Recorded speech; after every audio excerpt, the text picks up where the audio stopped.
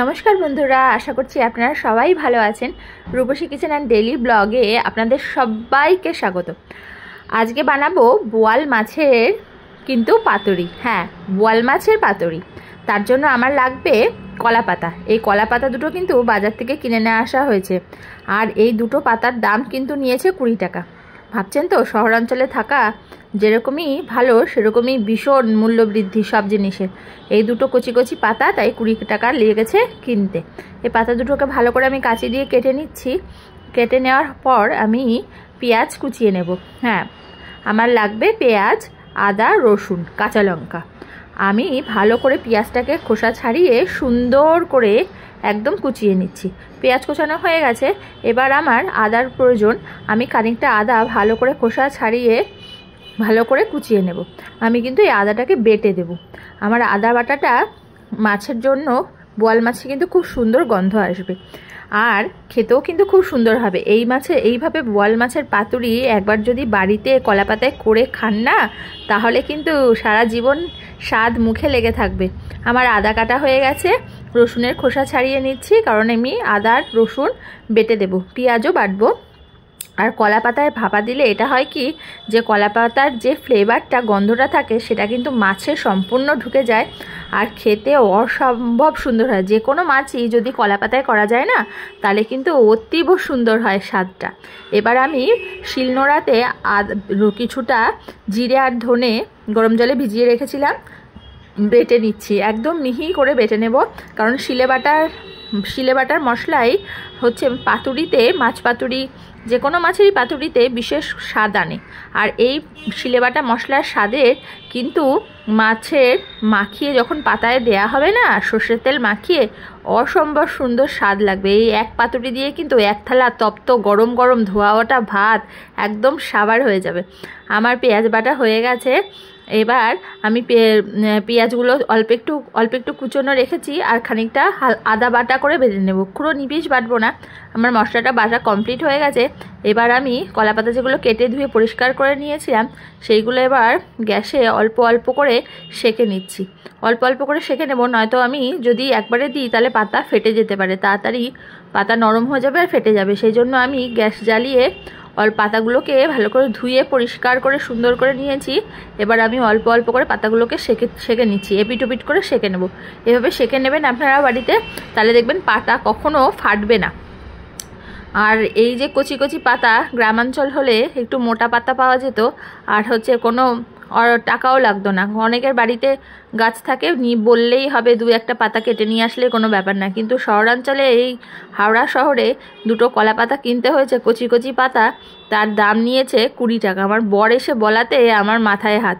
তারপরে এই বোয়াল মাছের আমি 5টা পেটি নিয়ে নিচ্ছি, কারণ আমার মা বাবা বেড়াতে এসেছে, আমাদের 5 জন আজকে। তার জন্য আমি 5টা পেটি, বোয়াল মাছের এই 5টা পেটি দিয়ে আজকে পাতুরি করব। 5টা পেটি ভালো করে ধুয়ে পরিষ্কার করে জল ঝরিয়ে নিয়েছি। এবার আমি এর মধ্যে কিছুটা শুকনো লঙ্কার গুঁড়ো, হ্যাঁ ঝাল লঙ্কার গুঁড়োই দিচ্ছি, কিছুটা শুকনো লঙ্কার গুঁড়ো দিয়ে দেবো। ভালো করে আগে মাখিয়ে নেব।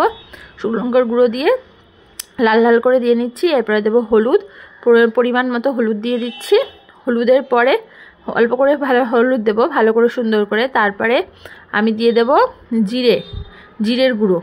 ভালো করে জিরের গুঁড়ো দিয়ে দিচ্ছি। অল্প করে গুঁড়ো মশলা জিরের গুঁড়ো, আমি কিন্তু জিরে আর ধনে বেটেছি, তাও আমি অল্প করে জিরের গুঁড়ো দিয়ে দিচ্ছি, আর অল্প করে ধনের গুঁড়ো দিয়ে দিচ্ছি। অল্প করে ধনের গুঁড়ো দেওয়ার পর আমি কিন্তু এখানে লবণ দিয়ে দেবো, কারণ লবণও কিন্তু স্বাদ মতোই দিতে হবে।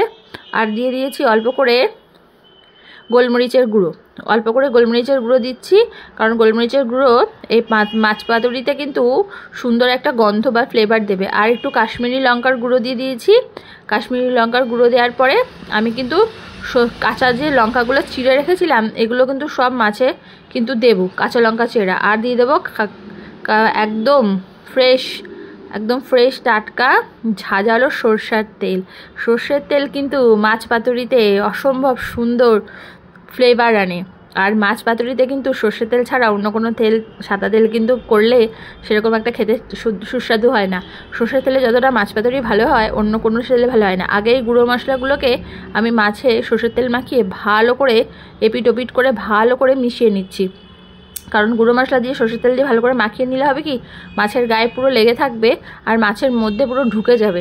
এই জন্য আগে গুঁড়ো মশলা দিয়ে অল্প করে যে গুঁড়ো মশলাগুলো আমি ব্যবহার করলাম সেগুলো দিয়ে আর সরষের তেলকে গপ গপ করে ঢেলে দিয়েছি। দিয়ে আগে ভালো করে মাছটাকে এপিট ওপিট করে সুন্দর করে একদম চুবিয়ে নিচ্ছি, যাকে বলে একদম তেলের মধ্যে চুপ করা, ওরকম চুবিয়ে মাখিয়ে নিয়েছি। এইবার কিন্তু আমি যে বাটা মশলাটা বেটে রেখেছিলাম সেইগুলো দিয়ে কিন্তু আমি মাছটাকে মাখিয়ে নেব। হ্যাঁ, সুন্দর করে বাটা মশলা দিয়ে আমি কিন্তু এর মধ্যে জিরে বাটা, ধনে বাটা, আদা বাটা, পেঁয়াজ বাটা, রসুন বাটা সব একসাথে বেটে রেখেছি।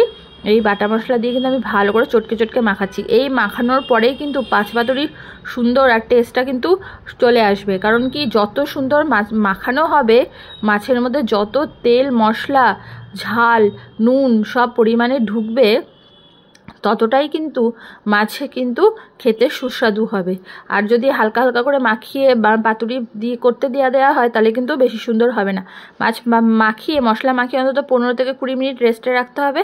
আমি কিন্তু এর পরে লবণটা দিচ্ছি, কারণ আগে লবণ দিলে কিন্তু মশলা দিয়ে যেহেতু পেঁয়াজ দেওয়া আছে, পেঁয়াজ বাটা দেওয়া আছে, তাহলে জল ছেড়ে দিত।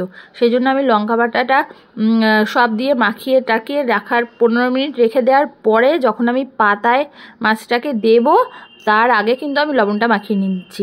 কারণ কি তালে আর পেঁয়াজ দিয়ে এক্সট্রা জল আমার বেরিয়ে আসবে না, সেই জন্য আমি লাস্টে লবণ মাখালাম।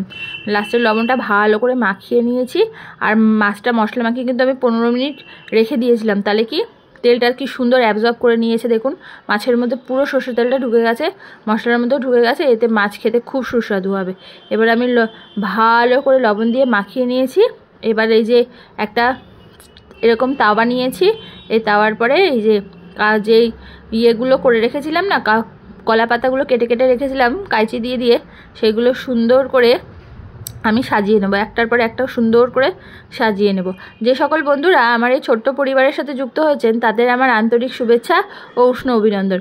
আর যে বন্ধুরা এখনও আমার এই ছোট্ট পরিবারের অংশভুক্ত হননি তাদের কাছে আমার আন্তরিক অনুরোধ যে আপনারা এখনই সাবস্ক্রাইব করে আমার পরিবারের সদস্য হয়ে যান, আমার পাশে থাকুন, সঙ্গে থাকুন, সুস্থ থাকুন অবশ্যই, আর অবশ্যই সাবধানে থাকবেন, কারণ আপনারাই আমাদের সবচেয়ে বড় ভরসা। আর আপনারা সঙ্গে থাকলেই আমরা এত সুন্দর একটা পথে একসাথে সবাই যাত্রা করে এগোতে পারবো। তাহলে আমি এবার কিন্তু কলা পাতায় মাছগুলোকে সুন্দর করে সাজিয়ে দিচ্ছি। আর ওপরে কিন্তু প্রত্যেকটা মাছের ওপরে এই চেরা একটা করে কাঁচা লঙ্কা দিয়ে দেবো। আর সুন্দর করে মাছগুলোকে একদম মাঝখানে, মানে সাইডে দেবো না, একদম মাঝে সুন্দর করে মাছগুলোকে সুন্দর করে সাজিয়ে দেবো। দিয়ে প্রত্যেকটা মাছের ওপরে একটা করে চেরা কাঁচা লঙ্কা দেবো। দিয়ে মশলাটা ওপর থেকে কিন্তু সুন্দর করে দিয়ে দেবো, মশলাটা সুন্দর করে দিয়ে দেবো। সুন্দর করে মশলাটা দিয়ে একদম কিন্তু এটাকে আবার কাপড় দিয়ে কলা পাতা দিয়ে খানিকটা সর্ষের তেল দিতে হবে। এর উপরে ভালো করে কয়েকটা সর্ষের তেল দেবো। আমি একদম গপ করে কিছুটা সর্ষের তেল এর উপরে ঢেলে দেবো। ঢেলে দিয়ে তারপরে কিন্তু ওপর দিয়ে কলা পাতা চাপা দিয়ে বন্ধ করব। আর বন্ধুরা আপনারা কিন্তু ভিডিওটা দেখছেন কিন্তু লাইক করছেন না, কমেন্ট করছেন না, এতে কিন্তু আমাদের সত্যি মনোকষ্ট বা মন খারাপের একটা জায়গায় তৈরি হয়।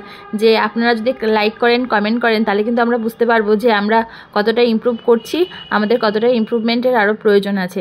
তো আপনারা প্লিজ লাইক করুন, কমেন্ট করুন, আপনাদের প্রিয়জন বন্ধু বান্ধবের কাছে শেয়ার করুন, আর আপনারা সাবস্ক্রাইব করুন, আমাদের পাশে থাকুন, আর সবসময় আমাদের সঙ্গে থাকুন।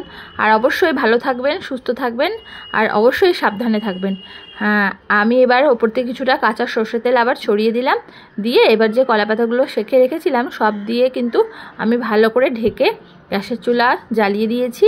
দিয়ে প্রথমে আমি গ্যাসের চুলাটাকে কিন্তু হাইতে দিচ্ছি না, একদম মিডিয়ামে দিয়ে ওপরে কলা পাতা দিয়ে ঢেকে দিয়েছি। আর এবার একটা প্লেট দেবো, স্টিলের প্লেট, ধোয়া পরিষ্কার একটা প্লেট দিয়ে এবার আমি ঢেকে দিচ্ছি। ঢেকে মিডিয়ামে রেখে দেবো। এবার যখন আমার আস্তে আস্তে সুন্দর একটা হালকা কলা পাতার গরম হয়ে যাওয়ার একটা সেন্ট বেরোবে, তখন কিন্তু আমি এটাকে একদম সিমে দিয়ে দেবো। কারণ তখন যদি আমি মিডিয়ামে দিই না, তাহলে কিন্তু নিচের কলা পাতা পুড়ে যেতে পারে। এই যে আমার দেখুন মাছটা একদম সুন্দর হয়ে গেছে, পাতুরিটা কত সুন্দর হয়েছে। আর একটু হালকা পোড়া ভাব হবে যখন এই মাছ পাতুরিতে, যদি এই যে মাছের ওপরে দেখতে পাচ্ছেন তো কীরকম পোড়া একটু ভাব হয়েছে। হ্যাঁ, এরকম পোড়া ভাব না হলে কিন্তু পাতুরি খাওয়ার মজা নেই।